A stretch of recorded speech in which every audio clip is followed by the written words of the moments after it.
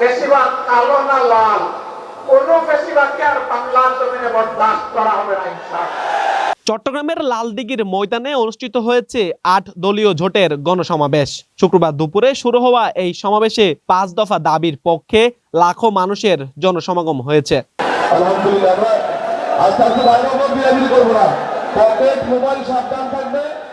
সমাবেশে প্রধান অতিথি হিসেবে বক্তব্য দেন জামায়াত ইসলামের আমির ডাক্তার শফিকুর রহমান। এ সময় তিনি বলেন, ফেসিবাদরা বিদায় নিয়েছে, ফেসিবাদ এখনো বিদায় নেয়নি। ফেসিবাদ কালো নাকি লাল, কোন ফেসিবাদকে আর বাংলার জমিনে বরদাস্ত করা হবে না বলে মন্তব্য করেন।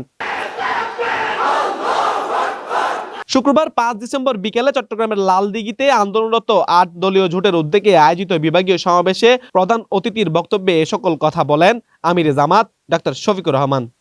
ফেসিবাদীরা বিদায় নিয়েছে, ফেসিবাদ এখনো বিদায় নেয় নাই। আমরা পরিষ্কার করতে চাই, ফেসিবাদ কালো না লাল, কোন ফেসিবাদকে আর বাংলার জমিনে বরদাস্ত করা হবে না ইনশাআল্লাহ। কেউ যদি ফেসিবাদের ভাষায় আবার কথা বলে, কেউ যদি আবার ফেসিবাদীদের মতো আচরণ করে, তারা কোন পথ খুঁজে পাবেন আমরা জানি না, কিন্তু আমরা তাদেরকে পরিষ্কার ভাবে বলে দিতে চাই, বাংলার জমিনে এই দেশের আপামর ছাত্র তরুণ মেহনতি জনতা ফেসিবাদকে বরদাস্ত করবে না। আমাদের এই গরিব দুঃখী মেহনতি মানুষের রক্ত আর ঘামে গড়া এই বাংলাদেশ আর কোনদিন শুধুমাত্র বনেদি আর শুধুমাত্র বনেদি এবং বড়লোকদের বাংলাদেশে আর থাকবে না ইনশাআল্লাহ।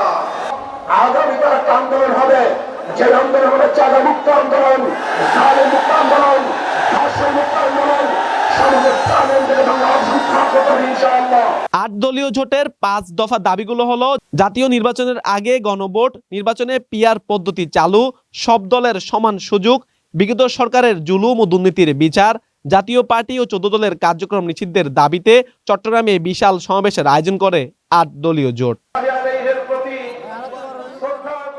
সমাবেশে বাংলাদেশ জামায়াত ইসলামী, ইসলামী আন্দোলন, খেলাফত মজলিস, জাকপা ও অন্যান্য দলগুলোর শীর্ষ নেতারা বক্তব্য দেন।